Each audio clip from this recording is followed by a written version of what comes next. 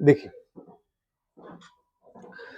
क्या कह रहा, देखिए कर if reaction occurs in more than one step, कर अगर कोई रिएक्शन एक से ज्यादा स्टेप में होता है तो product of equilibrium constant of each step is equal to the single step.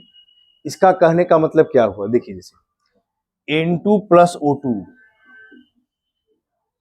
ये मिल करके कंपाउंड बन गया 2 मोल NO, ऐसे बना, ठीक है। तो पहले आप एक स्टेप में करा दीजिए N2 प्लस 2 मोल O2, ऐसे देखिए, तो एक स्टेप में बना तो 2 मोल NO2 बन गया। हम क्या बनाए, N2 प्लस 2 मोल O2 आपस में रिएक्शन किया, रिएक्शन करके कंपाउंड क्या बन गया, 2 मोल NO2 बन गया। तो आप इसका Kc बराबर क्या लिखिएगा, NO2 का कंसंट्रेशन। देखिए यहां कॉफिशिएंट 2 है तो पावर 2 कर दीजिए, नाइट्रोजन का कंसंट्रेशन N2 का कंसंट्रेशन, अब फिर यहां पर होगा O2 का कंसंट्रेशन, ये हो गया किसी। क्या बताया, प्रोडक्ट बाय रिएक्टेंट जो कॉफिशिएंट होता है उसको पावर के रूप में क्या करते हैं, रेज कर देते हैं। अगर यही रिएक्शन अगर हम 2 स्टेप में करा देंगे, पहले N2 प्लस O2 ये दोनों आपस में रिएक्शन करके कंपाउंड हमारा NO बन गया, देखिए NO ऐसे। नाइट्रोजन प्लस ऑक्सीजन ये दोनों आपस में रिएक्शन करके कंपाउंड क्या बन गया, NO बन गया। तो आप Kc1 इसको आप Kc1 कर दीजिए, बोले क्या लिखिएगा, NO का कंसंट्रेशन पे पावर 2, नाइट्रोजन का कंसंट्रेशन, अब फिर किसका कंसंट्रेशन, O2 का कंसंट्रेशन। NO का कंसंट्रेशन पे पावर 2, नाइट्रोजन का कंसंट्रेशन इंटू O2 का कंसंट्रेशन, Kc1 हुआ। दूसरा आप जब बी नंबर में लिखेगा, देखिए 2 मोल NO, आप फिर O2 से रिएक्शन करा दीजिए इसको, 2 O2 था, एक O2 यहां सेकेंड बार में एक और O2, तब सेकेंड बार में फिर कंपाउंड बन गया 2 मोल NO2 बन गया, इसको Kc2 कर दीजिए। तो Kc2 बराबर क्या लिखेंगे, NO2 का कंसंट्रेशन डिवाइडेड बाय N2 का कंसंट्रेशन और O2 का कंसंट्रेशन, ये हो। तो हम क्या बोले, कोई भी रिएक्टेंट प्रोडक्ट अगर होता है तो प्रोडक्ट का कंसंट्रेशन डिवाइडेड बाय क्या होता है, रिएक्टेंट का कंसंट्रेशन। ये ना हम लिखने के लिए पता है, प्रोडक्ट बाय रिएक्टेंट। अब Kc1 इंटू Kc2, देखिए अगर कोई रिएक्शन मतलब यहां NO2 एक ही स्टेप में बना, एक बार बना, इसमें जो है NO2 2 बार स्टेप में बना, पहले NO बना फिर दूसरा बार में क्या बना, NO2 बना। तो कहता क्या है, Kc1 into Kc2, Kc1 into Kc2 ये दोनों का प्रोडक्ट किसके बराबर होता है, Kc का, सिंगल स्टेप के बराबर। चेक करके देख लीजिए, तो Kc1 इंटू Kc2, बोले Kc1 बराबर क्या लिखे थे, NO का स्क्वायर डिवाइडेड बाय N2, अब क्या लिखे O2। Kc2 में क्या लिखे, बोलिए NO2 का स्क्वायर डिवाइड कर दी किससे, N2 और किससे, O2 से। O2 पे पावर कुछ है नहीं, यहां कुछ नहीं था तो कुछ नहीं। अब आप देखिए यहां से क्या क्या कैंसिल होगा, देखिए NO और NO का स्क्वायर हो गया, NO नहीं रुकी, NO2 का स्क्वायर, यहाँ NO ना है, NO यहाँ NO था, पावर 2 है तो 2 कर दीजिए। तो Kc2 में हो गया NO2, NO का स्क्वायर। अब बोलिए यह NO यह NO कैंसिल हो जाएगा, हो गया ऊपर कैंसिल। अब क्या बच गया देखिए, NO2 नीचे N2, यहां O2 है, यहां O2 है, कितना O2 है, 2। O2 का स्क्वायर कर दीजिए।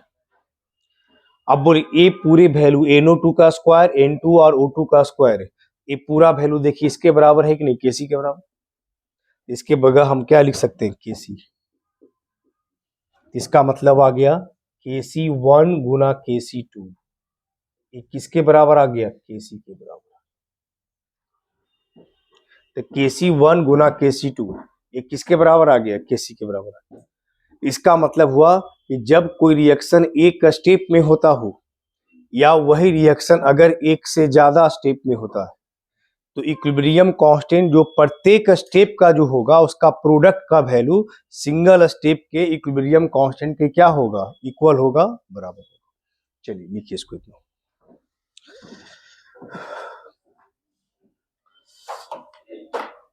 लिखिए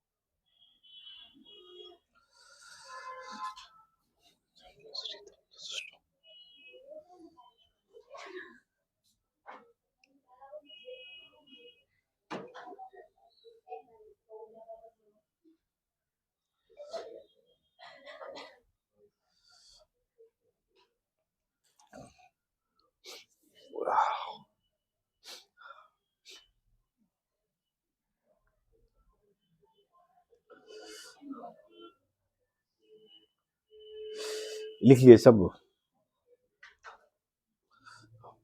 अभी अभी शुरू हुआ है।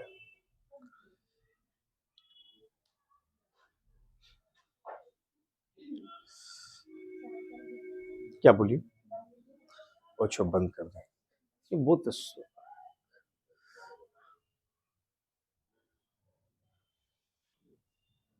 इधर देखिए। अब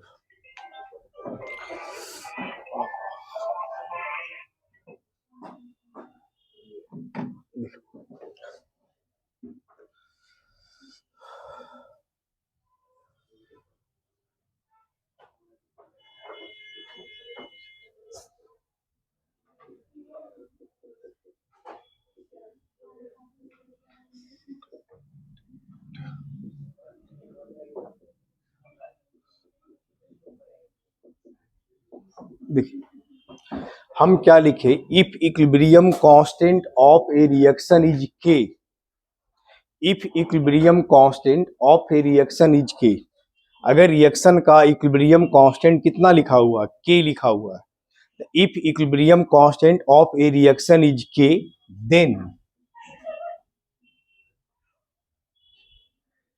इक्विलिब्रियम कांस्टेंट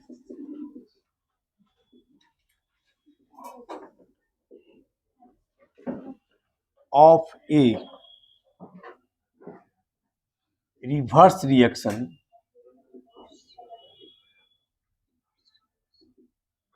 इज 1/k।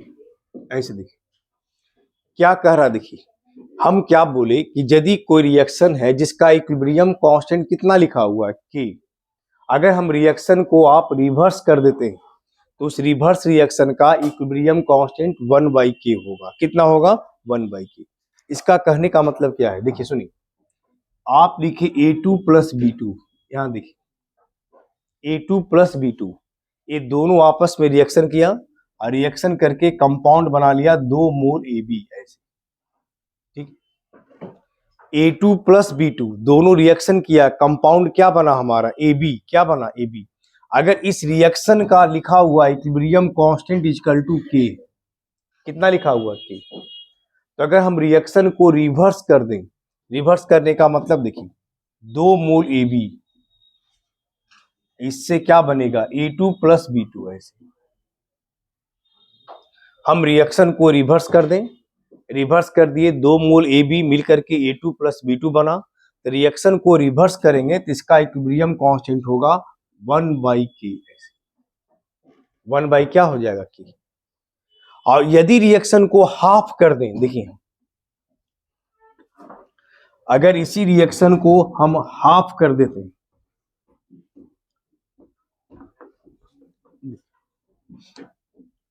अगर फिर इसी रिएक्शन को हाफ कर दें, A2 half A2 plus half B2, तो यहाँ हाफ क्या हो जाएगा, 2AB से 1AB हो जाएगा, तो इसका इक्विलिब्रियम कांस्टेंट याद रखिएगा √K हो जाएगा। अगर हम इसका हाफ कर दें, AB half A2 plus half B2, ऐसे, तब इसका इक्विलिब्रियम कांस्टेंट जो होगा, इसका हाफ किए हैं, इसका जो इक्विलिब्रियम कांस्टेंट होगा उसका रूट में ले लीजिएगा, इसका इक्विलिब्रियम कांस्टेंट कितना होगा 1/K का रूट हो जाएगा, 1/K का रूट हो जाएगा। तो ये याद रखना है, अगर किसी रिएक्शन का इक्विलिब्रियम कांस्टेंट अगर K है तो रिएक्शन को रिवर्स कर देंगे तो इक्विलिब्रियम कांस्टेंट 1/K होगा। अगर हाफ है तो रूट में ले लीजिएगा, अगर डबल है तो स्क्वायर कर दीजिएगा, ऐसे सीधा याद रखिए। अब जैसे एक एग्जांपल में देखिए, जैसे लिखा हुआ 2 मोल SO2, आंसर बताना नहीं है, बन जाए तो सिर्फ कॉपी पे दिखा देना है। ये 2 मोल SO3 बना है, 2 मोल SO2 प्लस O2, 2 मोल SO2 सल्फर डाइऑक्साइड, 2 मोल SO2 प्लस O2, ये आपस में रिएक्शन करके कंपाउंड क्या बना दिया SO3, क्या बना दिया SO3। इसका इक्विलिब्रियम कांस्टेंट लिखा हुआ है,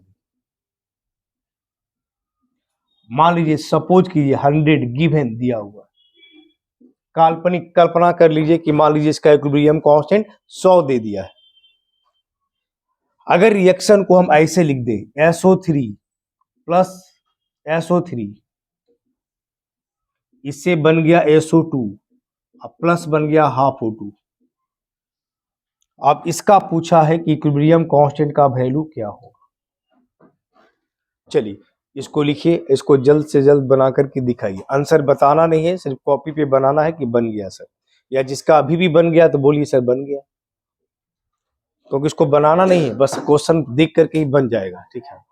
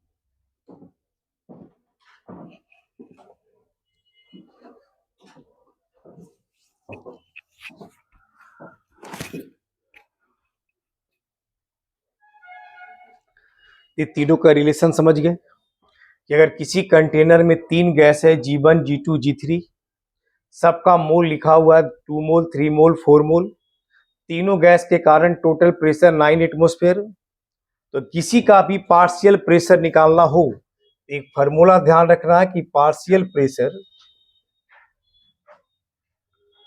बराबर होता है मोल fraction into total pressure, into total pressure. अब मोल फ्रैक्शन बराबर क्या होता है, जिसका भी निकालना है उसका number of moles divided by total number of moles into total pressure.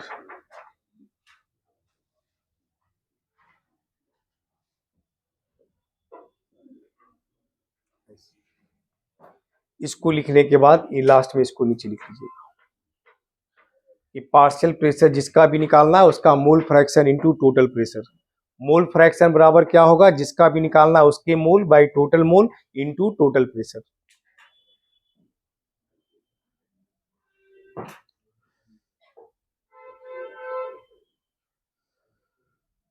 आज बच्चे क्लास में कम है, कुछ सब वही सब घर चले गए क्या, कुछ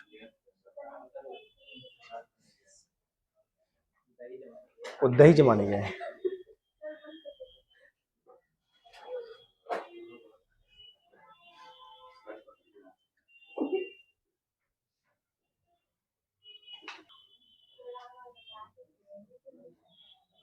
देखिए नेक्स्ट क्या है, सुनिए ध्यान से देखिए। हम पढ़े रिलेशन बिटवीन, पढ़ लिए केपी केसी, देखिए नहीं केपी और केसी नहीं, हम पढ़े यूनिट पढ़ लिए केपी और केसी का पढ़ लिए, रिलेशन पढ़ लिए पार्शियल प्रेशर, टोटल प्रेशर और मोल फ्रैक्शन। एक पूछता है डिग्री ऑफ डिसोसिएशन, जिसको डिनोट करते हैं अल्फा से, जिसको किससे डिनोट करते हैं, अल्फा से। डिग्री ऑफ डिसोसिएशन जिसको डिनोट किया जाता है अल्फा से, ये क्या होता है डिग्री ऑफ डिसोसिएशन। किसी भी सब्सटेंस का अगर आप 1 मोल आप लेते हैं, कितना लेते हैं 1 मोल, तो किसी भी सब्सटेंस का 1 मोल में जितना नंबर ऑफ मोल डिसोसिएट करता है उसको हम डिग्री ऑफ डिसोसिएशन कहते हैं। यानी नंबर ऑफ मोल डिसोसिएटेड पर मोल ऑफ ए सब्सटेंस, कोई भी सब्सटेंस का 1 मोल में जितना नंबर ऑफ मोल डिसोसिएट करे उसको डिग्री ऑफ डिसोसिएशन कहते हैं। यानी इसको आप ऐसे लिखते हैं नंबर ऑफ मोल्स, देखिए नंबर ऑफ मोल्स डिसोसिएटेड पर mole of a substance is called degree of dissociation।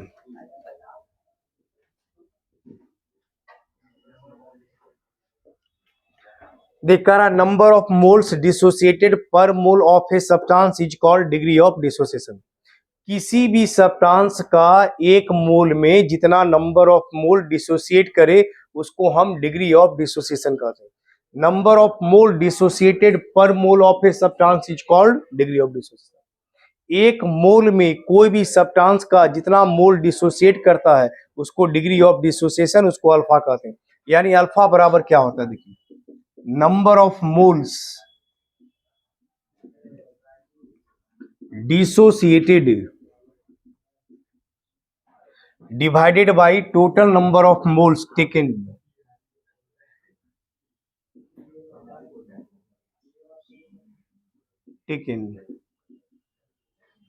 Number of mole dissociated divided by total number of moles taken into होगा 100। एक मिनट, ये अल्फा हो गया, परसेंटेज अल्फा निकालना होगा ना, तब फिर अगर परसेंट, ये तो हो गया number of mole dissociated by total number of mole taken. अब परसेंटेज अल्फा निकालना होगा तो उसमें 100 से क्या करेंगे, मल्टीप्लाई करेंगे। अब जैसे एग्जांपल देखिए, PCl5 एक गैस है, देखिए एक एग्जांपल हम देते हैं। ये डिकम्पोज करता है, टूट जाता है, हीट करने के बाद ये PCl3 बनता है, प्लस साथ में क्या बनता है, Cl2 गैस। इधर देखिए PCl5 गैस था, इसको आप हीट कर दिए, PCl5 गैस को हीट करते हैं, कंपाउंड क्या बना, PCl3 प्लस साथ में क्या बना, Cl2 गैस बना। तो मान लीजिए एक गैस डिकम्पोज किया, अगर इनिशियल मान लीजिए इनिशियल इसका आप 10 मोल्स आप लेते हैं, शुरू में लेते हैं 10 मोल्स PCl5 का, तो जब ये डिसोसिएट करेगा तभी ना ये दोनों बनेगा। मान लीजिए इसका 10 मोल्स आप लिए तो उसमें PCl3 0 मोल है और क्लोरीन भी आपका 0 मोल है, इसका संख्या 0 0 है। PCl5 कितना लिए 10 मोल्स, 10 मोल्स लिए, PCl3 कितना है 0, Cl2 भी कितना है 0। मान लीजिए PCl5 में अगर फाइनली सपोज कीजिए फाइनली अगर इसका 5 मोल डिसोसिएट कर जाता है, 10 मोल में कितना टूटा 5 मोल, 5 मोल डिसोसिएट कर गया, तो 5 मोल डिसोसिएट करेगा तो ये भी 5 मोल बनेगा, यह भी 5 मोल बनेगा। तो बोलिए ये हुआ कितना, देखिए ये 5 मोल, यह भी हो गया 5 मोल, आई 10 में से चला गया, कितना बच गया 5 मोल। तो अल्फा किसको कहेंगे, तो अल्फा क्या होगा, नंबर ऑफ मोल्स डिसोसिएटेड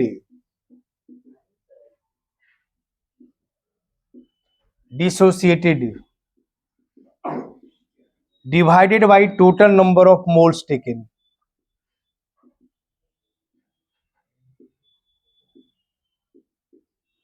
बोलिए आप कितना मोल डिसोसिएट किया था 5 मोल, लिए कितना थे 10, कितना आया 1/2, मतलब कितना 0.5।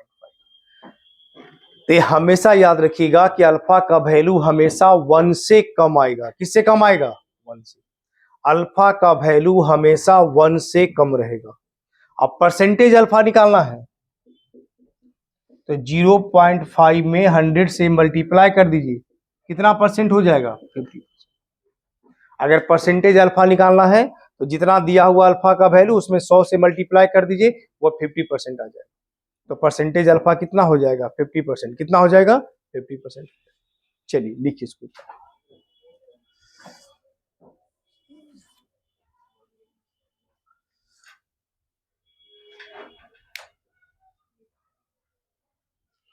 क्या कुछ बोलिए, क्या दिक्कत कहीं पूछिए हमसे। चलिए इधर देखिए, तो यानी किसी भी सब्सटेंस का 1 मोल में जितना मोल डिसोसिएट करता है उसको हम अल्फा कहते हैं। परसेंटेज अल्फा निकालना तो अल्फा में 100 से मल्टीप्लाई कर दीजिए तो परसेंटेज अल्फा निकल जाएगा।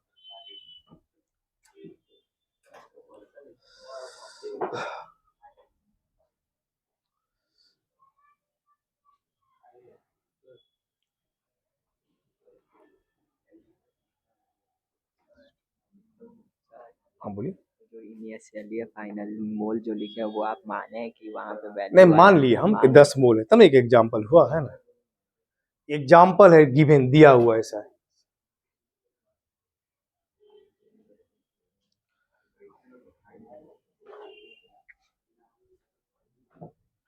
ये इनिशियल है, मान लीजिए गिवन दे दिया है, गिवन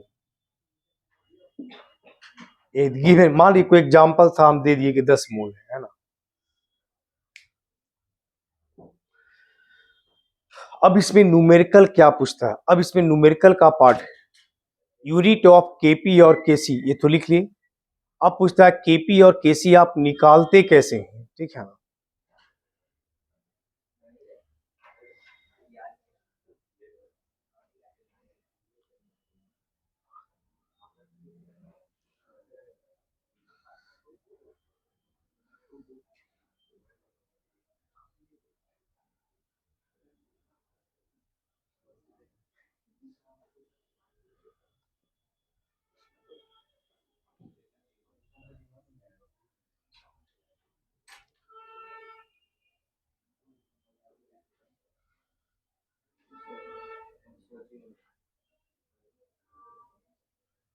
हो गया,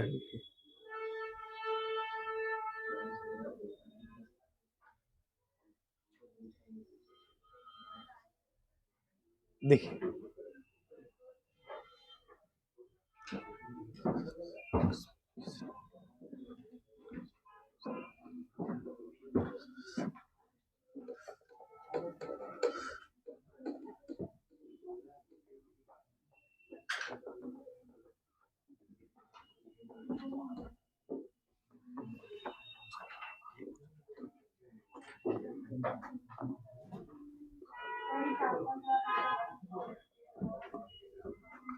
देखिए अब क्वेश्चन बनाते कैसे हैं, क्या क्वेश्चन पूछता है प्रॉब्लम्स में। एक पहला पूछता है कैलकुलेशन ऑफ केपी एंड केसी। सबसे पहले पूछता है कैलकुलेशन कीजिए किसका, तो केपी का और किसका, केसी का। कैलकुलेशन ऑफ केपी और केसी ये पूछता है। और दूसरा पूछता है calculation of degree of dissociation.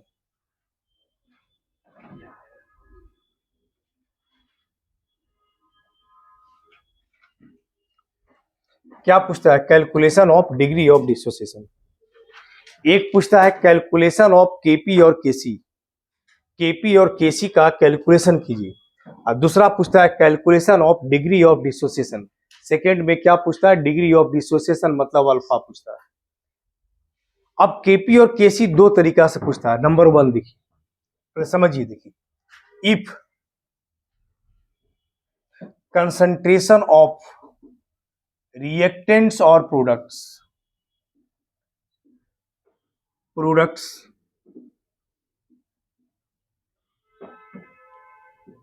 is given at equilibrium।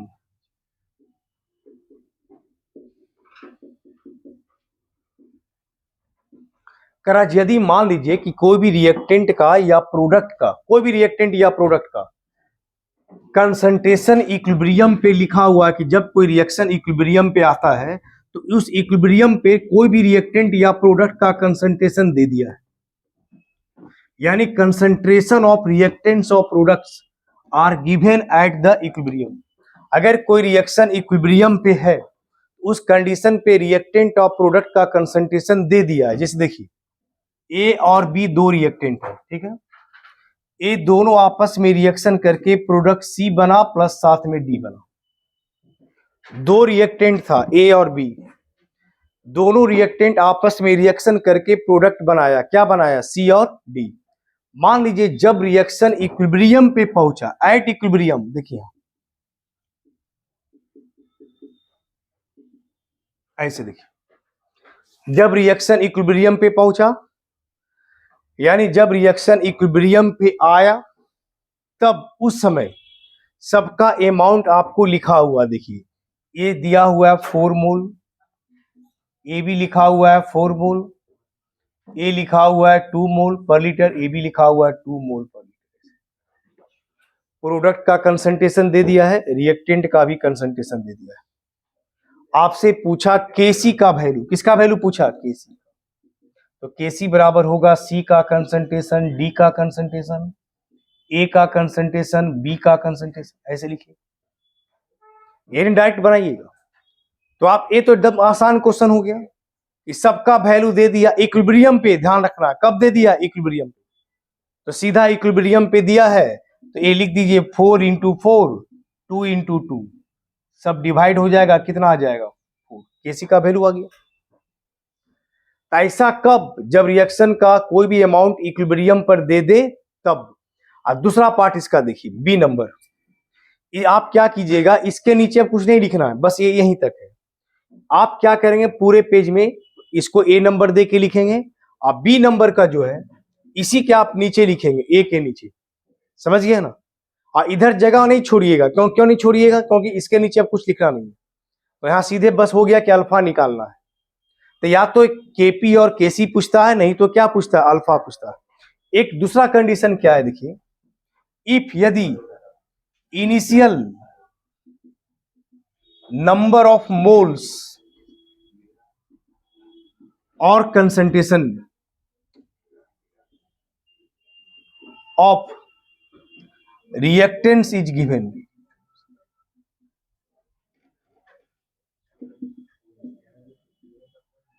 and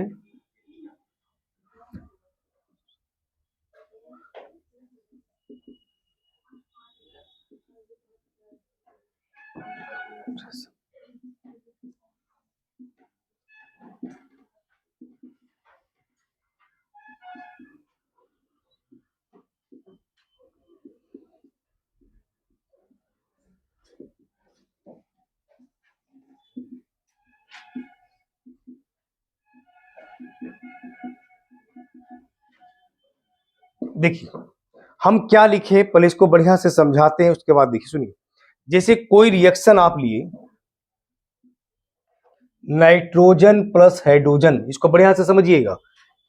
ये दोनों आपस में रिएक्शन करके कंपाउंड बना दिया अमोनिया, ये बन गया।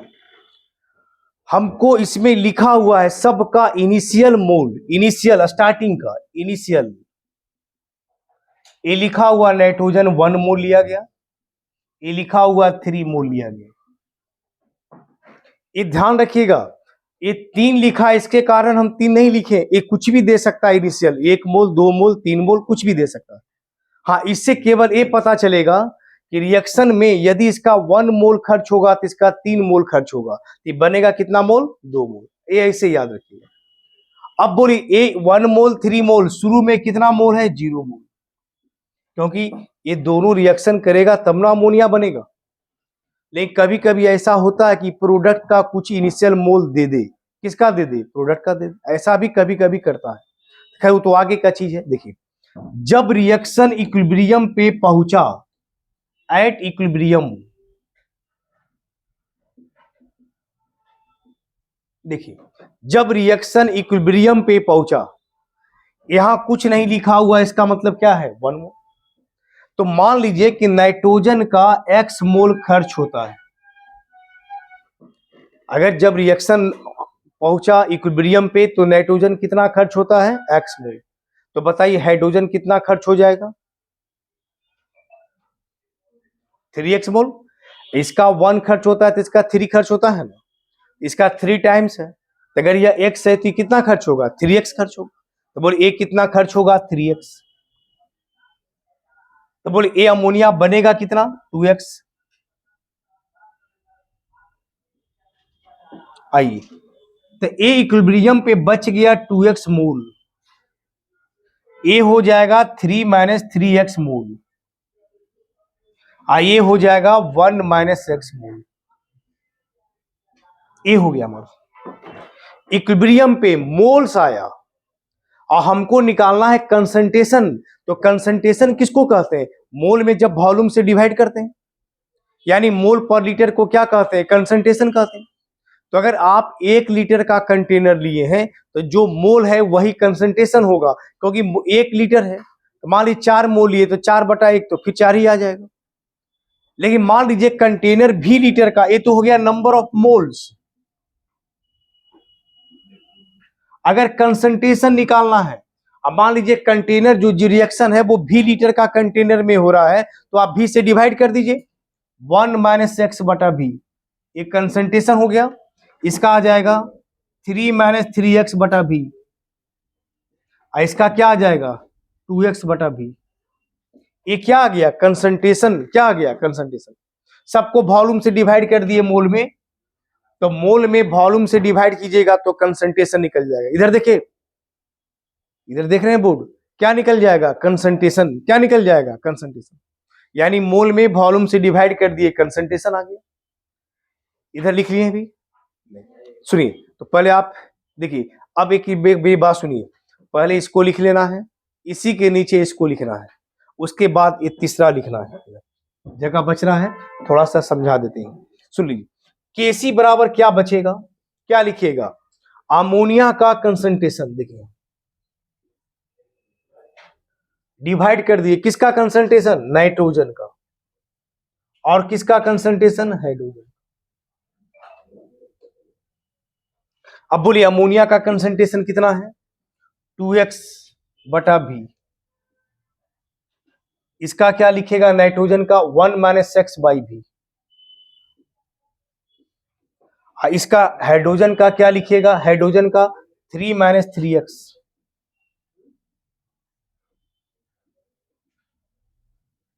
ऐसे लिखिए 3 माइनस 3x बटा भी का होल क्यूब। यहां से हम क्या निकाल सकते हैं? केसी। क्या निकाल सकते हैं? केसी निकाल सकते हैं। इस तरह किसी रिएक्शन का हम केसी क्या कर सकते हैं? निकाल सकते हैं।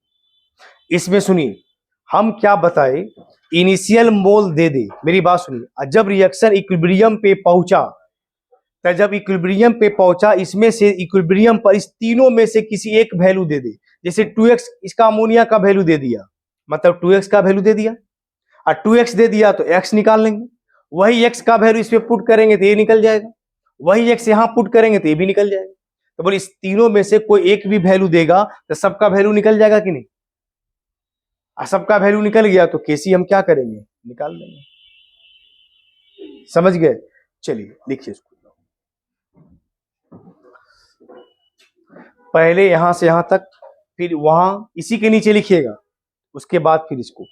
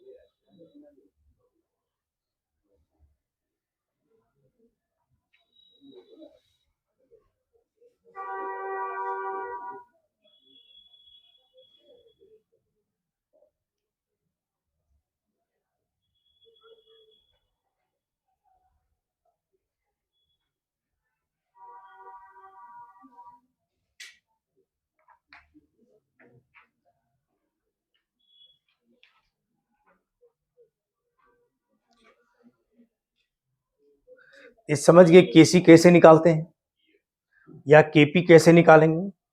यानी या तो सब इक्विलिब्रियम पे सबका डायरेक्ट वैल्यू दे दे तो सीधे प्रोडक्ट बाय रिएक्टेंट कर दीजिएगा तो केसी निकल जाएगा, और नहीं तो अगर किसी रिएक्टेंट का कोई दे दे इनिशियल अमाउंट, और जब रिएक्टेंट रिएक्शन करके प्रोडक्ट बनाता है तो रिएक्टेंट और प्रोडक्ट में से जब रिएक्टेंट आपस में रिएक्शन करके अगर कोई प्रोडक्ट बनता है तो उस केस में भी, रिएक्टेंट से आपस में रिएक्शन करके प्रोडक्ट बना तो उस केस में भी अगर सबका किसी का भी कोई वैल्यू दे दे तो हम दूसरे का वैल्यू क्या कर सकते हैं, निकाल सकते हैं।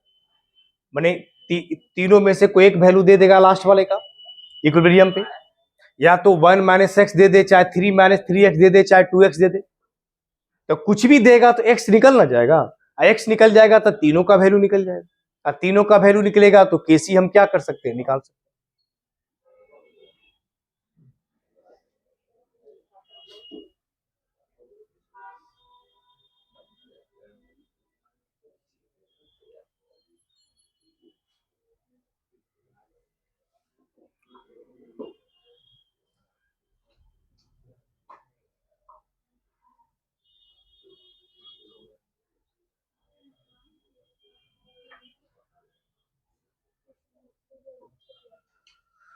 हो गया, चलिए देखिए,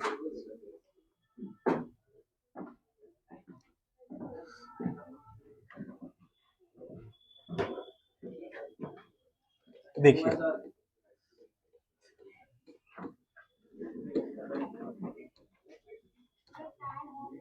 बस 2 मिनट और, ठीक है।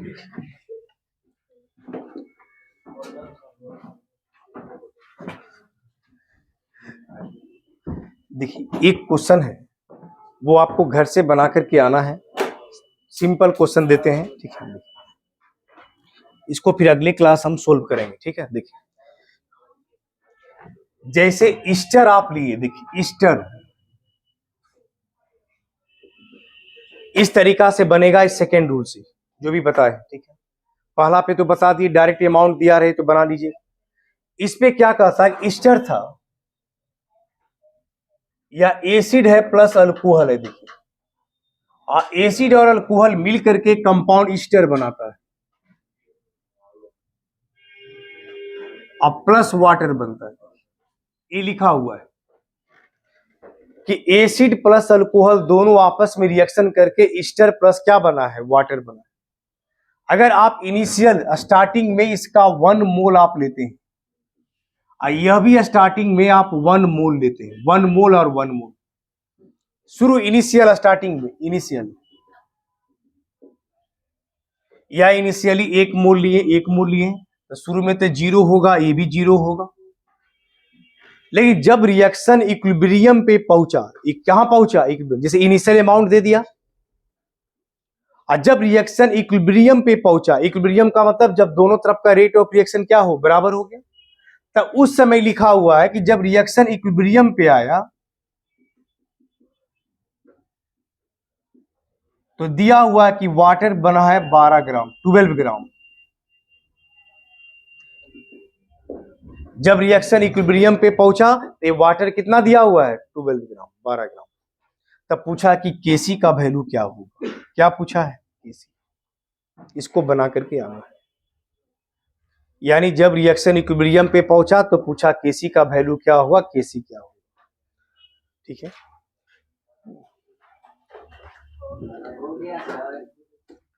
और एक चीज हम ये कह रहे थे, सुन लीजिए, कि जैसे कोई ए और बी है, सुन लीजिए थोड़ा सा, देखिए 1 सेकेंड और देखिए, सी और डी बना, ठीक है ना। अगर मान लीजिए इसका केसी निकालना है, इधर सुनिए, इसका मोल दिया है, मान लीजिए एक्स मोल, एक्स मोल, वाई मोल, वाई मोल दिया, देखिए तो डायरेक्ट केसी बराबर मोल से क्वेश्चन बना सकते हैं। क्यों, क्योंकि अगर कंसंट्रेशन निकालिएगा तो सब में भी से डिवाइड कीजिए, तो 2 मोल तो क्या आएगा, वाई बटा भी, एक्स बटा भी और एक्स बटा भी, सब भी क्या होगा, कैंसिल नहीं हो जाएगा। देखिए 2 भी ऊपर 2 भी नीचे, कैंसिल हो जाएगा। तो अगर दोनों तरफ मोल बराबर रहे तब वॉल्यूम का कोई यूज नहीं है, क्योंकि ऊपर नीचे सारा भी क्या होगा, कैंसिल हो जाएगा। इसलिए अगर दोनों तरफ, जैसे यहाँ पर भी दोनों तरफ मोल बराबर है, इधर भी 1 1 2 मोल, इधर भी 1 1 2 मोल, यहाँ वॉल्यूम का कोई यूज नहीं है। कंसंट्रेशन के जगह डायरेक्ट मोल का मोल बैठा करके भी क्या कर सकते हैं, बना सकते हैं, ठीक है। तो चलिए, तो अगले क्लास इसको बना करके आइए, फिर नेक्स्ट मिलेंगे, कल के बाद ही मिलेंगे अब, है ना। चलिए।